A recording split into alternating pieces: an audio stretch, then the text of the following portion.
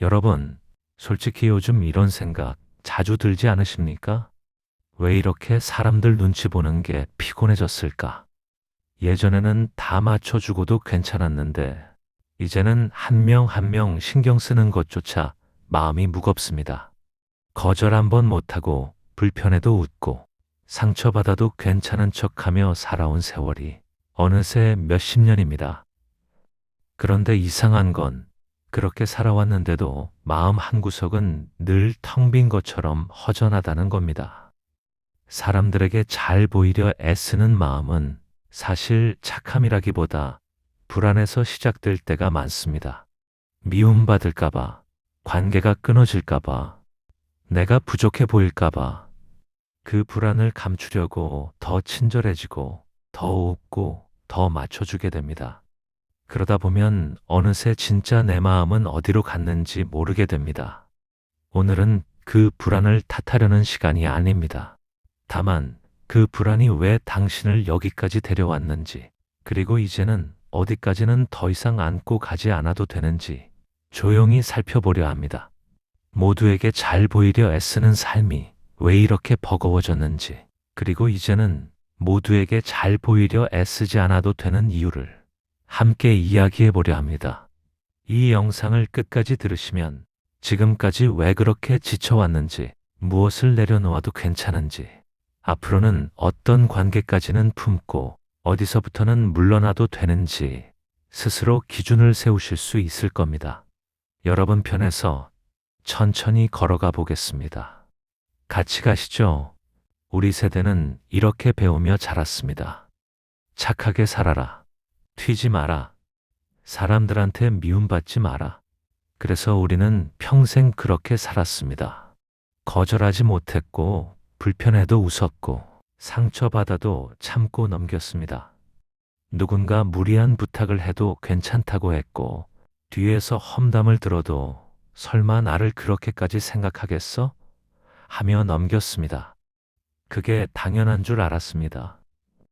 좋은 사람이란 원래 그런 거라고 생각했으니까요. 그런데 우리가 살아온 시대를 돌아보면 이건 단순히 성격의 문제가 아니었습니다. 우리는 관계가 생존이던 시대를 살았습니다. 동네 평판, 친척 관계, 직장 관계, 이웃의 시선, 한 번 찍히면 곤란해지고 말 한마디가 소문이 되고, 그게 생활에 영향을 주던 시대였습니다. 그러니 우리는 좋은 사람이기 이전에 문제 없는 사람이 되려고 애쓴 겁니다. 눈에 띄지 않게, 조용히, 모나지 않게, 그렇게 살아야 무사했으니까요. 그래서 우리는 배웠습니다. 내 감정보다 상대의 기분을 먼저 살피는 법을, 내 불편함보다 분위기를 맞추는 법을, 내 상처보다 관계를 지키는 법을. 그게 우리가 살아남는 방법이었습니다. 그런데 나이가 들수록 이상한 일이 벌어집니다. 그렇게 모두에게 잘 보이려 애쓸수록 정작 내 마음은 점점 더 무너져 내리는 겁니다. 늘 내가 먼저 연락하는 관계, 내가 잘 되면 은근히 불편해하는 사람들, 나는 그 사람들을 위해 시간을 쪼개고 마음을 쓰는데 정작 내가 힘들 때는 아무도 묻지 않습니다. 어느 날 문득 깨닫습니다. 아, 나는 지금까지 모두를 위해 살았구나. 정작 나를 위해서는 단 한 번도 살지 못했구나. 문제는 당신이 약해서가 아닙니다. 너무 오래 모두에게 괜찮은 사람이 되려 했기 때문입니다. 생각해 보십시오. 당신이 그렇게 애써 지킨 관계들이 정말 당신을 지켜주었습니까? 늘 내가 먼저 연락하던 사람, 문자를 쓰다가 지우고 또 쓰다가 지웁니다. 안부 한번 여쭤봐야 하는데 하면서도 손가락이 무겁습니다. 내가 먼저 보내면 또 내가 진 것 같고, 안 보내면 내가 나쁜 사람이 된 것 같습니다. 그러다 결국 안부라는 이름으로 또 먼저 보냅니다. 요즘 어떻게 지내세요? 건강하시죠? 상대는 늘 똑같이 답합니다. 아, 바빴어. 고마워. 그 말이 틀린 건 아닌데 이상하게 마음이 더 허전해집니다. 내가 연락 안 하면 한 달이고 두 달이고 연락이 없습니다. 그 사람은 내가 없어도 잘 사는데 나만 그 사람 생각하며 마음 무거워하고 있습니다. 불편해도 웃으며 맞장구 치던 자리, 모임에 나갔습니다. 오랜만에 만난 사람들이 반갑게 인사합니다. 그런데 이야기가 시작되면 점점 무거워집니다. 누군가는 자랑을 늘어놓고 누군가는 불평을 쏟아냅니다. 나는 듣기만 합니다. 가끔 그러게요. 맞아요 하며 맞장구 칩니다. 내 이야기를 하고 싶은데 타이밍이 안 나옵니다. 아니, 사실은 타이밍이 있어도 못합니다. 내가 말하면 분위기가 깨질 것 같고, 괜히 튀는 것 같고, 또 저 사람 왜 저래? 할 것 같아서입니다. 그렇게 2시간을 웃으며 앉아 있다가 집에 돌아옵니다.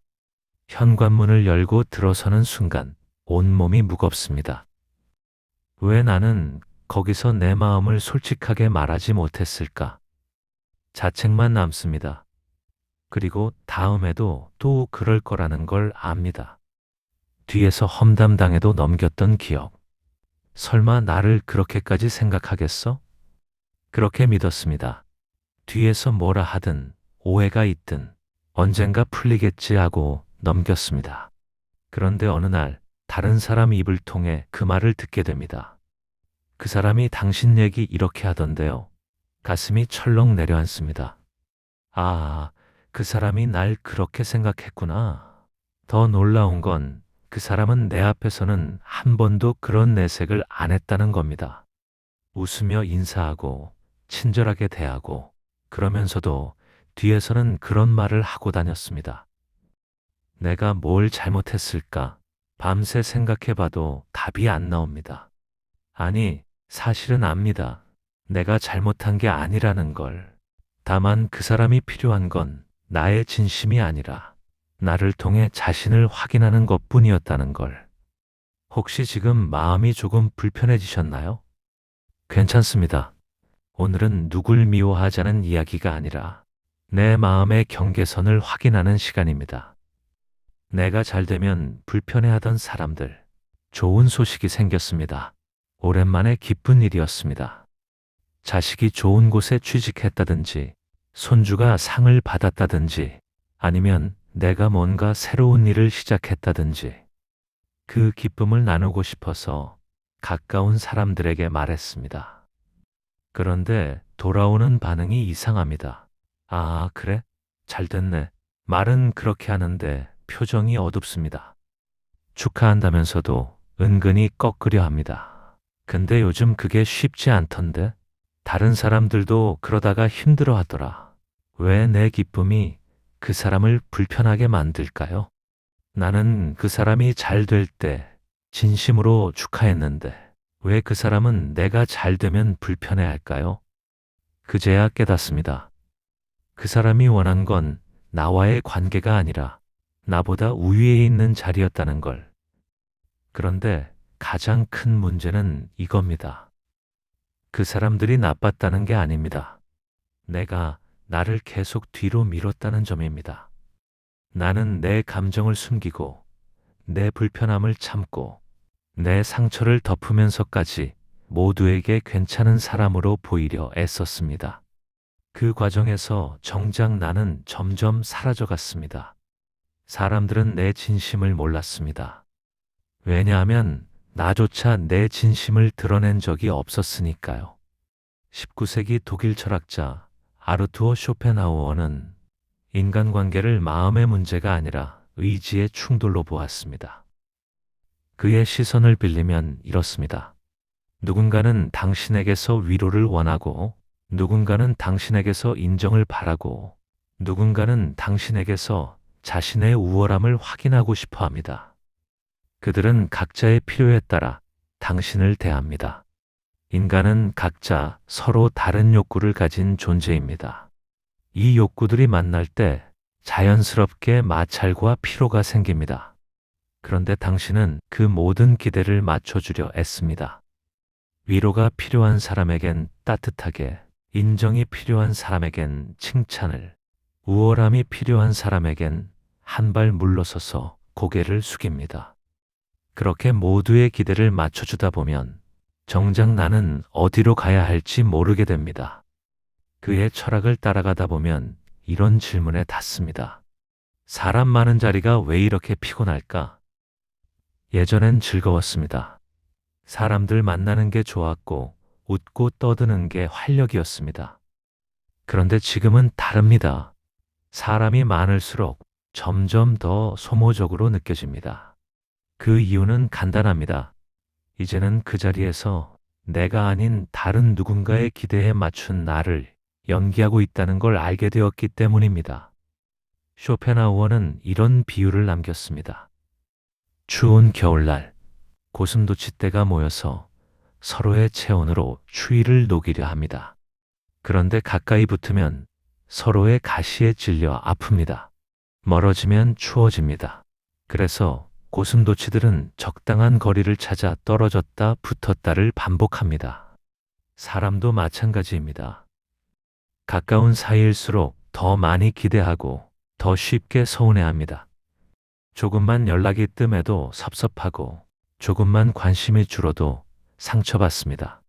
그래서 더 신경 쓰게 되고 더 조심하게 되고 결국 더 지치게 됩니다.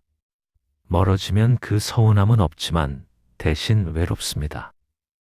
혼자라는 느낌이 듭니다. 그래서 노년의 관계는 정이 줄어드는 게 아니라 거리 감각이 생기는 겁니다.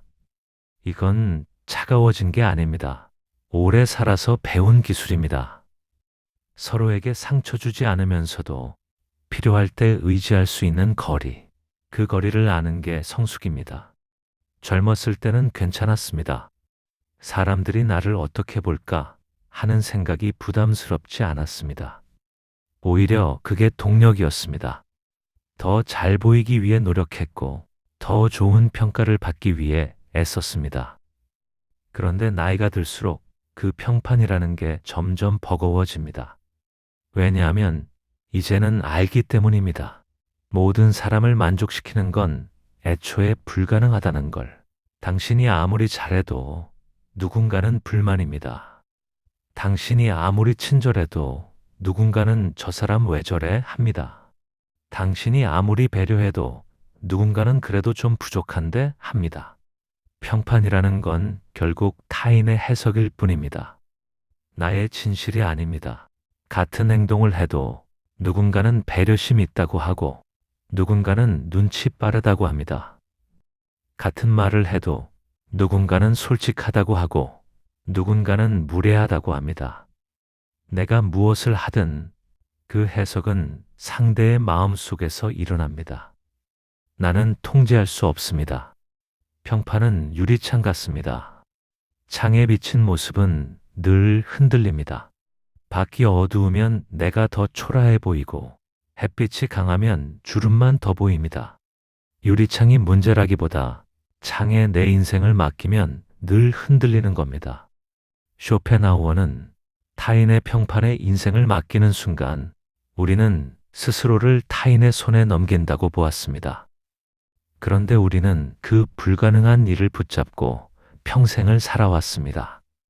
모두에게 좋은 사람으로 남고 싶다. 그래서 지쳤습니다.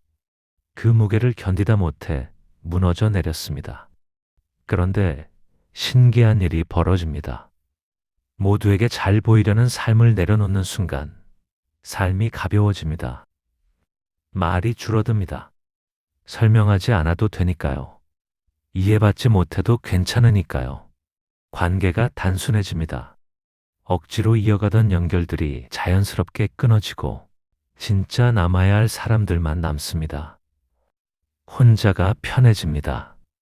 누군가의 기대에 맞춰 웃지 않아도 되니까요. 내 마음대로 쉬어도 되니까요. 이건 외로움이 아닙니다. 회복입니다. 그동안 당신은 너무 많은 사람을 안고 살았습니다. 그들의 기대를, 그들의 평가를, 그들의 시선을 모두 짊어지고 살았습니다. 이제는 내려놓아도 됩니다. 관계를 정리하는 건 실패가 아닙니다. 냉정함도 아닙니다. 자기 보호입니다. 당신이 지켜야 할 건 모두의 마음이 아니라 당신 자신의 마음입니다. 그럼 이제 어떻게 해야 할까요? 거창한 방법이 필요한 건 아닙니다. 작은 것부터 시작하면 됩니다. 한 가지만 먼저 말씀드리겠습니다. 오늘 말씀은 다 끊어라가 아닙니다. 나를 지치게 하는 방식만 바꾸자는 이야기입니다. 1. 답장 늦추기 연습. 문자가 와도 바로 답하지 마십시오. 지금 답해야 한다는 생각이 들면 일부러 1시간 뒤에 답해 보십시오. 바로 답하지 않아도 관계가 무너지지 않습니다. 오히려 당신에게 여유가 생깁니다. 급한 일이면 다시 연락 올 겁니다. 급하지 않은 일이면 당신이 천천히 답해도 괜찮습니다. 2. 거절 문장 3가지 외우기. 거절이 어려운 건 말이 안 나와서입니다. 그럴 때 쓸 수 있는 문장 3가지만 외우십시오. 오늘은 어렵습니다. 다음에 뵙겠습니다. 제가 지금 힘이 없습니다. 이유를 길게 설명하지 마십시오. 설명할수록 변명처럼 들리고 상대는 더 설득하려 듭니다. 짧게, 단호하게, 그러나 정중하게 말하면 됩니다. 3. 나를 소모시키는 자리 표시하기. 모임이 끝나고 집에 돌아오면 그날 기분을 10점 만점으로 매겨보십시오. 6점 이하면 그 모임은 당신을 소모시키는 자리입니다. 다음부터는 가지 않아도 됩니다. 그래도 안 가면 서운해할 텐데 그 서운함은 상대의 감정입니다. 당신이 책임질 필요 없습니다. 당신이 책임져야 할 건 당신의 마음입니다. 4. 관계 에너지 예산제. 한 주의 만남을 몇 번까지 할 수 있는지 정해보십시오. 어떤 사람은 일주일에 한 번이 적당하고 어떤 사람은 한 달에 한 번으로도 충분합니다. 그 상한선을 정해놓고 넘지 마십시오. 이번 주는 이미 2번 약속이 있으니 다음 주에 뵙겠습니다. 이렇게 말해도 됩니다. 당신의 에너지는 한정되어 있습니다. 아껴 쓰십시오. 5. 불편함을 10초 말하기. 불편한 말을 들었을 때 참지 마십시오. 10초만 용기 내서 말해 보십시오. 저는 그 말이 조금 불편합니다. 이 한 문장이면 충분합니다. 길게 설명할 필요도 상대를 공격할 필요도 없습니다. 그저 당신의 감정을 조용히 알리면 됩니다. 상대가 사과하지 않아도 괜찮습니다. 중요한 건 당신이 참지 않았다는 사실입니다. 그리고 마지막으로 이 모든 것을 가능하게 만드는 하나의 바탕이 있습니다. 고요한 시간입니다. 혼자 있는 시간을 벌이 아니라 회복으로 만드십시오. 산책을 하십시오. 책을 읽으십시오. 차 한 잔을 천천히 마시십시오. 아무것도 하지 않고 가만히 앉아 있어도 좋습니다. 혼자 있다고 외로운 게 아닙니다. 혼자 있을 때 비로소 내 마음을 들을 수 있습니다. 이 5가지를 한꺼번에 할 필요는 없습니다. 하나씩 천천히 해보십시오. 중요한 건 완벽하게 하는 게 아니라 시작하는 것입니다. 그리고 한 가지만 더 말씀드리겠습니다. 가족이라고 해서 무조건 참아야 하는 건 아닙니다. 다만 가족은 상황이 복잡하니 거리의 방식을 조절하는 쪽이 현실적일 때도 있습니다. 끊을 수 없다면 만나는 빈도를 조절하십시오. 말을 줄이십시오. 기대를 내려놓으십시오. 그것도 당신을 지키는 아주 성숙한 선택입니다. 쇼펜하우어가 말한 고독은 사람을 버리라는 말이 아니었습니다. 잠시 나 자신을 다시 중심에 두라는 말이었습니다. 혹시 이 이야기를 들으시면서 아, 나도 그랬지 하고 고개가 한 번쯤 끄덕여지셨나요? 그렇다면 지금 이 자리에 계신 것만으로도 이미 충분합니다.